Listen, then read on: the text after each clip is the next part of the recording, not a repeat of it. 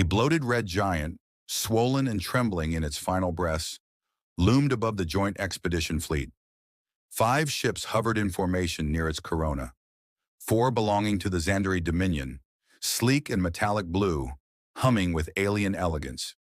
One, the Valiant, was distinctly human, angular, scarred from past wars but still defiant. Commander Erin Halveth stood on the observation deck of the Valiant, her gloved hands clasped behind her back, eyes locked on the flickering mass of plasma outside. The mission was simple: extract gravitational data from the star's core anomalies, information that could rewrite energy technology across the galaxy. She trusted the science. She didn't trust the allies. "We're receiving a proximity spike," came the voice of Lieutenant Cole from Tactical. "Xandari ships? They've changed formation. No communication yet." Erin didn't need a translation. Her instincts screamed louder than any sensor. "Shields up. Lock down all external systems. Prepare for hostile." The bridge lights dimmed. A tremor ran through the ship. Power surged, then died in chunks across the command deck. "They hit us with a neural disruptor," Cole shouted. "Systems are falling. Navigation's fried." On the screen, the Xandari ships moved like sharks circling blood. Without warning, one fired. A pulse beam, subtle, surgical, lanced into the Valiant's engine core. Not enough to explode it, just enough to cripple her. "Why?" whispered Ensign Vega. "We shared data, technology." Blood Erin didn't answer. She already knew. The humans had discovered something buried within the star's radiolytic emissions, something the Xandari wanted to bury forever. The betrayal wasn't emotional, it was strategic. A species like humanity, unpredictable and stubborn, wasn't meant to know what lay beneath dying suns. The final Xandari transmission came through audio only. Cold, sterile. "Humanity's role is complete. Your sacrifice will be efficient." Then silence. In the black that followed, the Valiant drifted, its hull cracked, its signal suppressed, its crew wounded and panicked, but not defeated. In the lowest levels of the ship, below engineering, a protocol flickered to life. An AI subroutine Erin had authorized years ago, half as a joke, half as insurance. Echo Protocol. Initializing. Erin watched the flickering star outside and let her voice carry to the few officers still conscious. "They think they've buried us," she said, "but they've planted something instead." From the dark, the AI's voice whispered, "Cryosystems ready, resource scavenging active, fabricators primed, legacy will endure." Erin gave a slow nod. "Then let them forget us. Let the galaxy think we died here." The lights dimmed further as cryopods hissed open. "We'll wake when the stars no longer remember our names, and remind them who we are." The Valiant went silent, but far below the wreck, in the mechanical guts of the ship, drones began to stir, assembling something patient, something hidden, something built not for survival, but return. The heat from the dying star seeped through the cracked plating of the Valiant, dimly coloring the corridor walls with a rust-red glow. Most of the ship was in blackout. Life support was failing. Systems that once hummed with activity now groaned or fell silent, like the breath of a dying god. Commander Erin Halveth staggered down to subsection Theta, engineering's forgotten spine, where a small team of survivors waited. No lights, just the faint glimmer of backup power and the pulsing heart of Echo Core, the protocol chamber buried deep within the ship's AI core. Its screen glowed with 3 words: "Stand by for Legacy." Chief Engineer Rao, face streaked with soot, met her gaze. "They didn't finish us," he said grimly, "but they will. Long-range sensors show they're leaving a signal buoy. They'll come back, or send someone else to confirm." Erin's jaw tightened. "They want to make sure we vanish without noise." "They failed."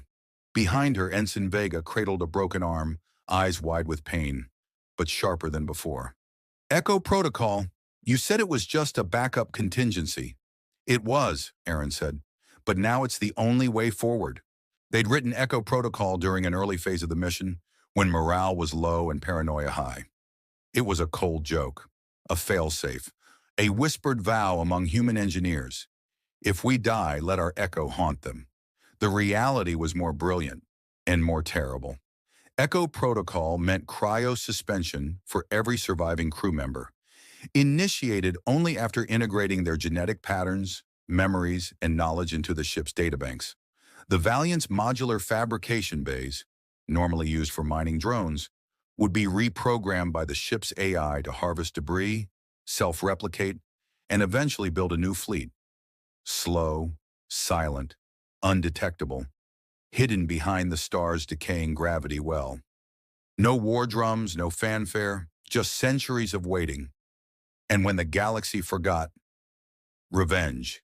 Erin pressed her hand against the authorization panel. Rao, begin AI override. Purge all non-human files. Lock it down. He nodded. Cryosystems are stable. AI's been reprogrammed to begin construction cycles once solar interference drops below 60%. That'll take a couple hundred years. Good, Erin whispered.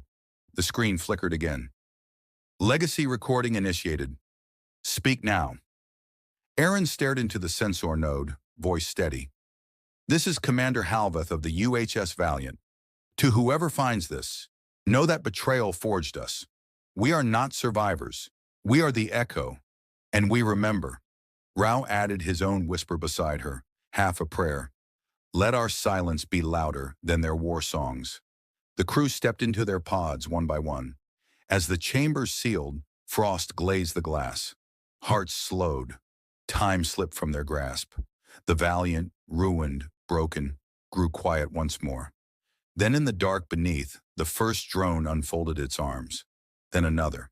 Then 50 more. Metal moved. Legacy awakened. And somewhere behind the dying star, the future began to burn.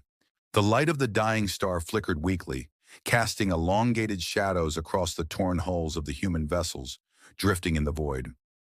Time slowed beneath that ancient sun, a red giant pulsing its final breaths. Humanity's last crew had vanished into cryosleep, their bodies encased in frost-lined pods hidden deep within the derelict remains of the Aegis Dawn. The silence that followed was not death, it was patience.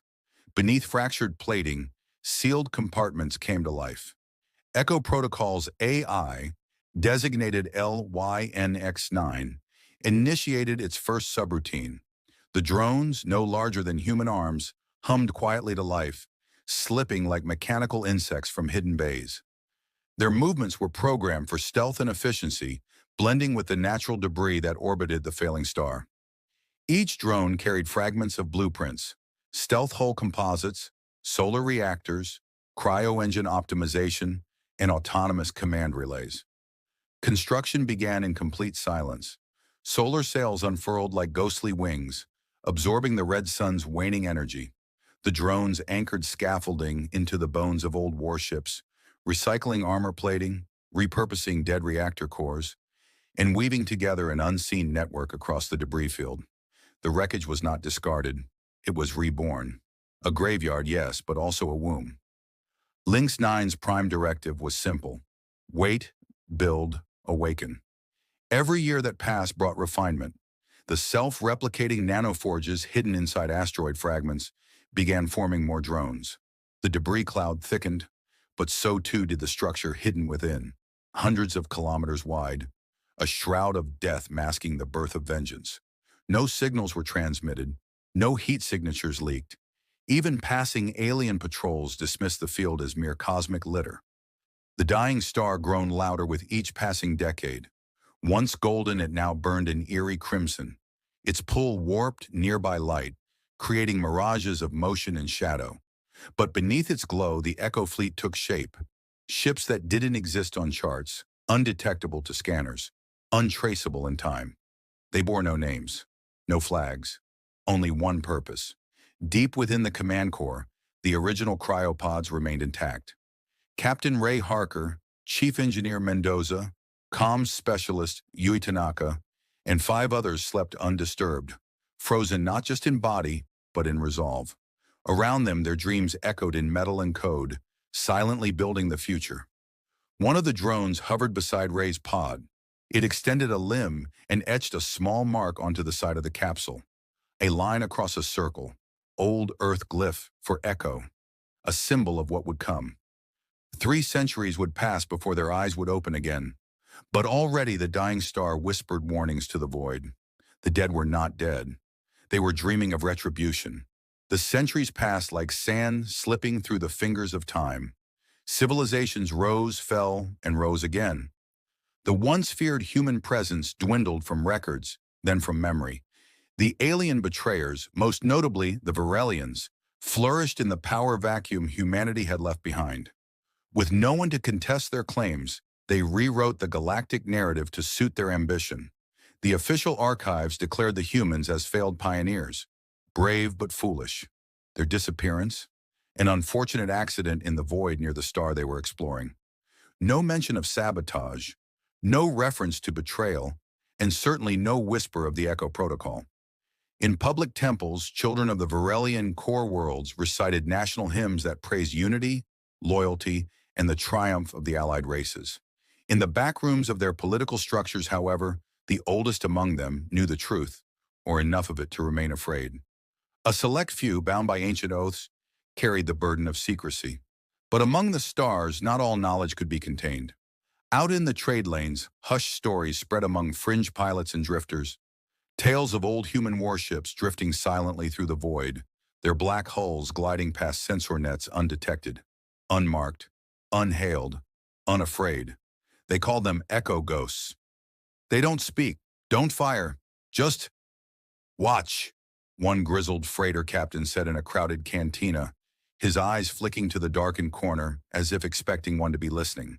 Another chimed in, half drunk. My cousin swears he saw one near the collapsed Vega Gate. No insignia, just that eerie shape, like an old Terran cruiser. Gave him chills. The bartenders always laughed. The officials dismissed it as hyperspace hallucinations. But the stories continued, multiplying over generations like static on an untuned channel. And beneath it all, in the deep black of forgotten space, the Echo Protocol was still running. Dozens of hidden stations, automated, invisible to the modern eye, remained functional. They kept the survivors asleep, watched over by tireless AI systems that adapted, evolved, and waited. From asteroids to wreckage rings, they harvested materials, learned alien code, mimicked languages, even intercepted political transmissions. Centuries of silence were not spent idle. Echo Prime, the main AI overseer, compiled everything. Ship designs, fleet strategies, genetic compatibility indexes, neural map updates. The humans inside the cryochambers were slowly, quietly, being rebuilt to survive what lay ahead. But in the galactic core, the Varelians celebrated another century of rule. At a grand hall on their capital planet, a monumental tapestry was unveiled, depicting the founding of the Allied frontier. No humans, no mention of Earth. In their pride, they had forgotten. In their arrogance, they believed the void had accepted their sins without consequence. But Echo Protocol was never about revenge and haste. It was about memory with purpose.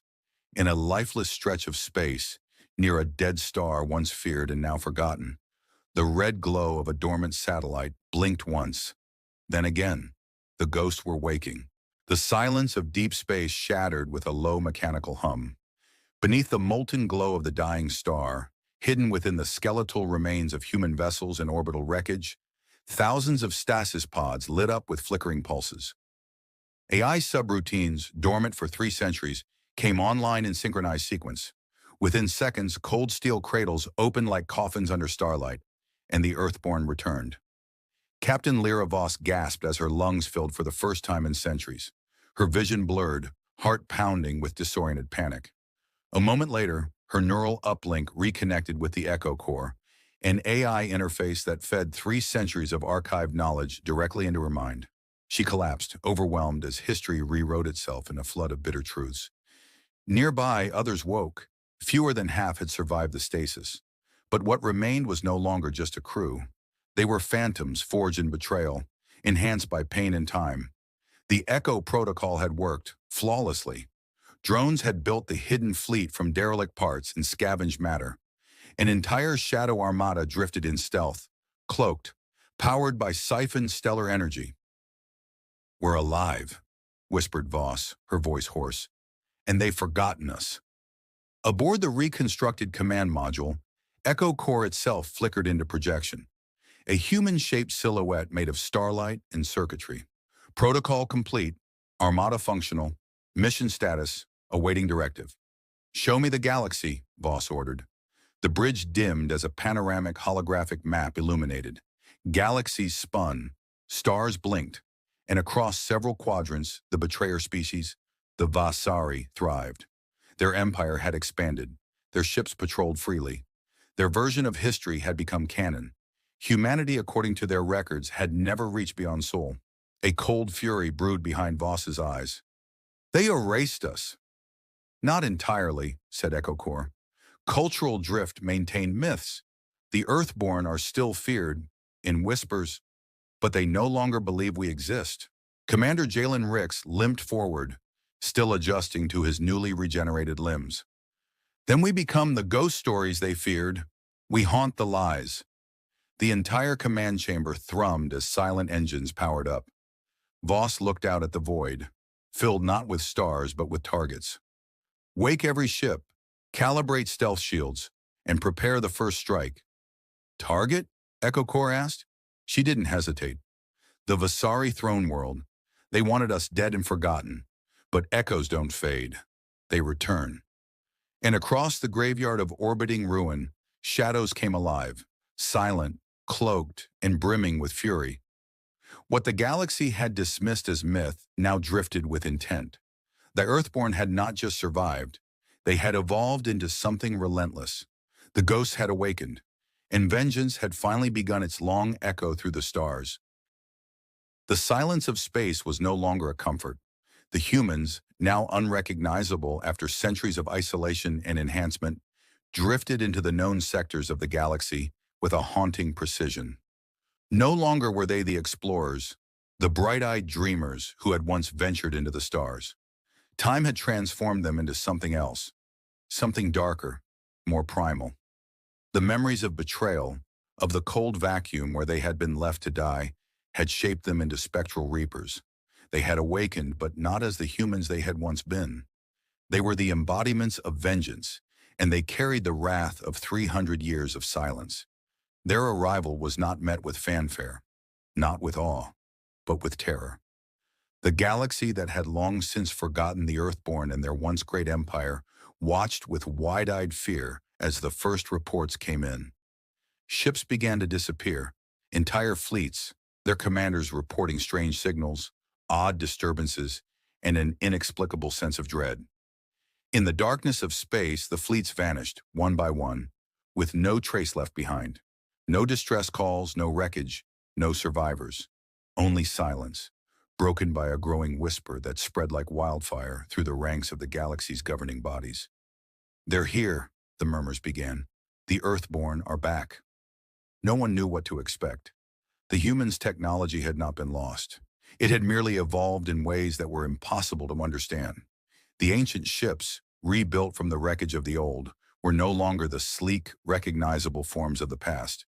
They were ghostly vessels, shadows in the dark, silent hunters that seemed to phase in and out of reality itself. Enhanced by time, fueled by anger, and driven by a thirst for vengeance, they hunted like predators in a galaxy that had long forgotten their existence. They did not negotiate. They did not announce their presence with blaring weapons or grand displays of force. They simply appeared, silent and lethal, striking without warning. A fleet in the heart of the Terran Alliance vanished without a trace, leaving nothing but debris floating in the void. The ship's last transmission was a garbled mess of static, followed by a chilling whisper. You betrayed us. With each new disappearance, fear grew. And still, the humans did not show themselves. They were monsters in the shadows, their faces hidden by the veil of vengeance they had worn for centuries. To those who had known them once, they were nothing but memories, long buried in the annals of history. But the galaxy was beginning to learn the truth. The Earthborn had not been lost. They had been waiting to return. The galaxy's rulers scrambled for answers. Who could stand against these silent hunters? Who could challenge the ghosts of a war long past? The truth was simple. No one. The humans had become something more than what they once were, more than survivors. They had become legends, nightmares, and now they had returned to claim what had been taken from them. The galaxy would learn too late that vengeance was not always something you could escape. The monsters from memory were here, and they had come to collect. The silence of space was no longer a comfort. The humans, now unrecognizable after centuries of isolation and enhancement, drifted into the known sectors of the galaxy with a haunting precision. No longer were they the explorers, the bright-eyed dreamers who had once ventured into the stars. Time had transformed them into something else, something darker, more primal. The memories of betrayal, of the cold vacuum where they had been left to die, had shaped them into spectral reapers. They had awakened, but not as the humans they had once been. They were the embodiments of vengeance, and they carried the wrath of 300 years of silence. Their arrival was not met with fanfare, not with awe, but with terror. The galaxy that had long since forgotten the Earthborn and their once great empire watched with wide-eyed fear as the first reports came in. Ships began to disappear, entire fleets, their commanders reporting strange signals, odd disturbances, and an inexplicable sense of dread. In the darkness of space, the fleets vanished, one by one, with no trace left behind. No distress calls, no wreckage, no survivors. Only silence, broken by a growing whisper that spread like wildfire through the ranks of the galaxy's governing bodies. "They're here," the murmurs began. "The Earthborn are back." No one knew what to expect. The humans' technology had not been lost. It had merely evolved in ways that were impossible to understand. The ancient ships, rebuilt from the wreckage of the old, were no longer the sleek, recognizable forms of the past. They were ghostly vessels, shadows in the dark, silent hunters that seemed to phase in and out of reality itself. Enhanced by time, fueled by anger, and driven by a thirst for vengeance, they hunted like predators in a galaxy that had long forgotten their existence. They did not negotiate. They did not announce their presence with blaring weapons or grand displays of force. They simply appeared, silent and lethal, striking without warning. A fleet in the heart of the Terran Alliance vanished without a trace, leaving nothing but debris floating in the void. The ship's last transmission was a garbled mess of static, followed by a chilling whisper. "You betrayed us." With each new disappearance, fear grew. And still, the humans did not show themselves. They were monsters in the shadows, their faces hidden by the veil of vengeance they had worn for centuries. To those who had known them once, they were nothing but memories, long buried in the annals of history. But the galaxy was beginning to learn the truth. The Earthborn had not been lost. They had been waiting to return. The galaxy's rulers scrambled for answers. Who could stand against these silent hunters? Who could challenge the ghosts of a war long past? The truth was simple.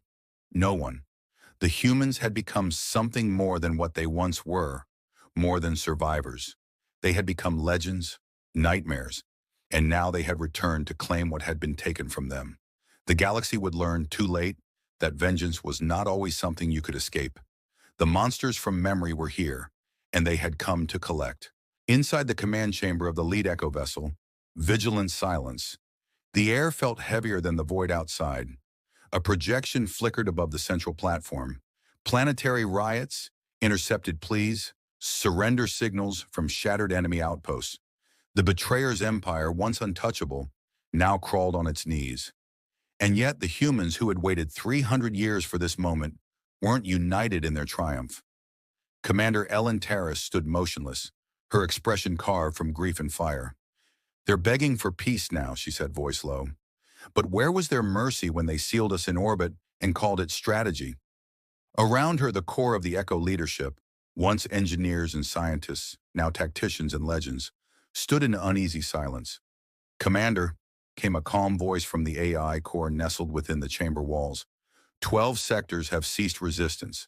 Civilian leaders are requesting audience.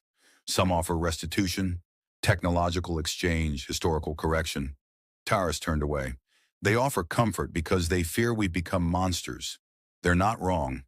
Across the chamber, Lieutenant Corrin, one of the few Echo survivors who had once been a diplomat, finally spoke. "Perhaps that fear was the point, but it's not sustainable. The galaxy sees us as shadows, whispers from forgotten tombs. We could rule by terror, yes. But is that what we are now? Ghosts? Another officer stepped forward. Captain Denev, born in cryo like the rest, hardened by centuries of silence and war preparation. His voice was cold. What else do we have? The galaxy forgot us, rewrote us.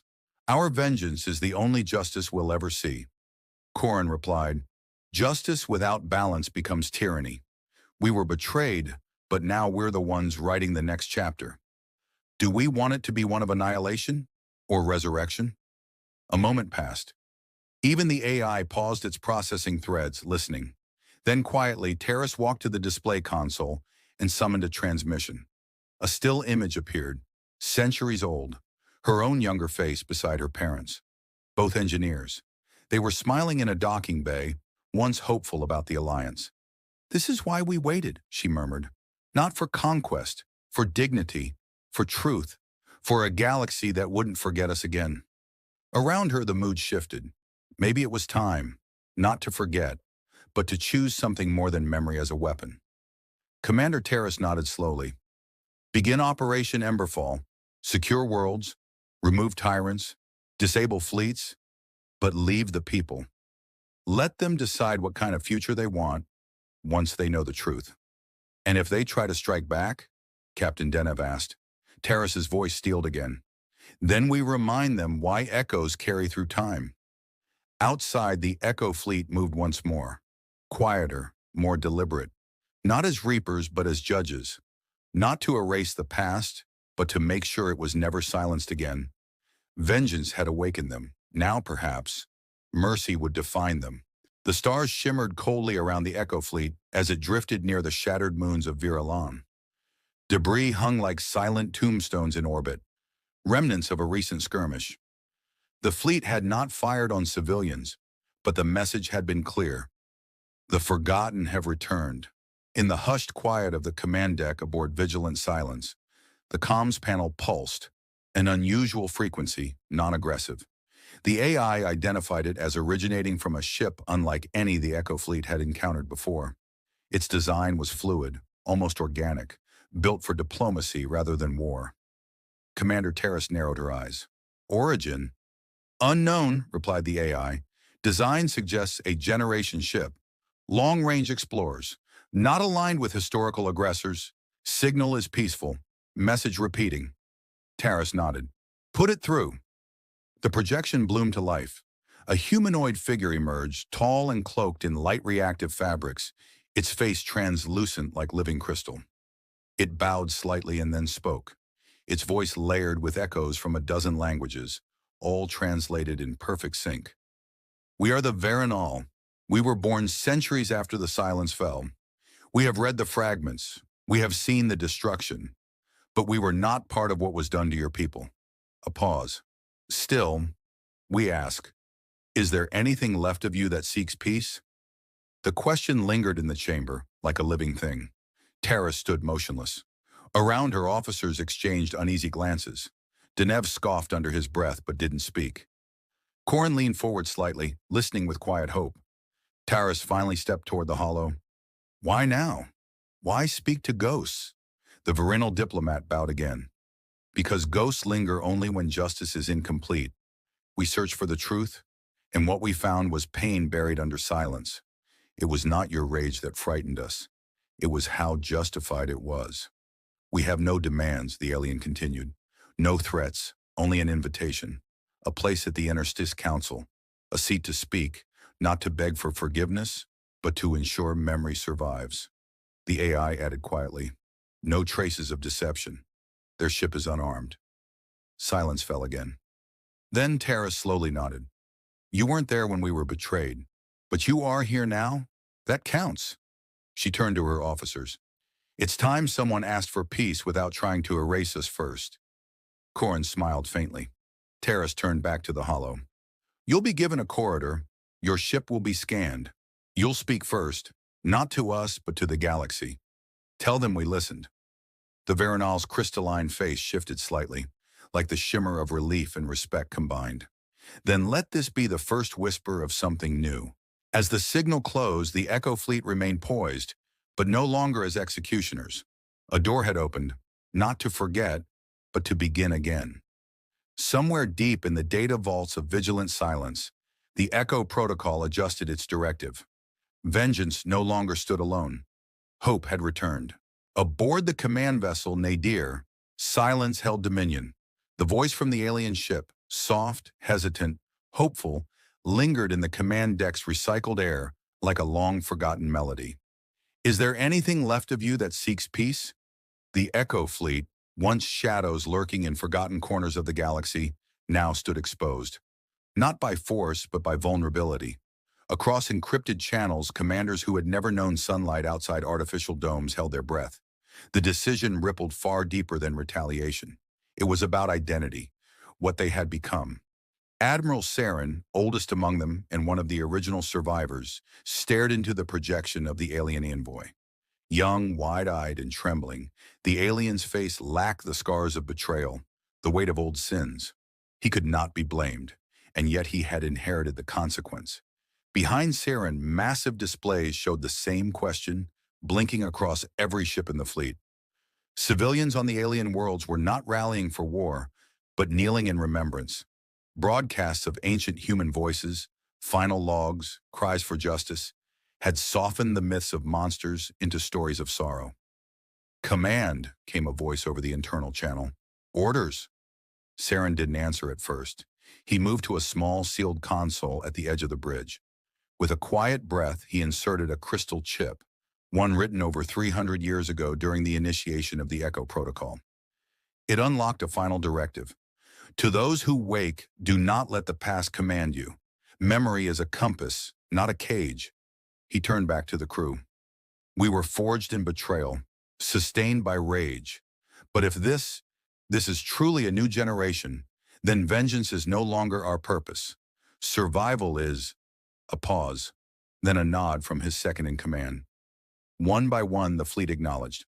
On the projection, the alien waited, unsure if silence meant doom or deliverance. Saren opened the channel. "This is Admiral Saren of the Echo Protocol," he said. His voice, aged and deliberate, carried across the void. "We are not who we were, but we remember. If you are willing to remember with us, then perhaps there is something left of us that seeks peace." A signal flared, a mutual handshake protocol long since abandoned. The two ships slowly lowered shields. For the first time in centuries, a human vessel sent a live transmission, not a broadcast of fury, but a message of intent. Not dominance, not revenge, but understanding. Above the dying stars that once bore witness to betrayal, two civilizations chose something different. And in the heart of the nadir, the final line of the Echo Protocol flickered on a dormant screen, then faded forever. "Let memory be more than pain."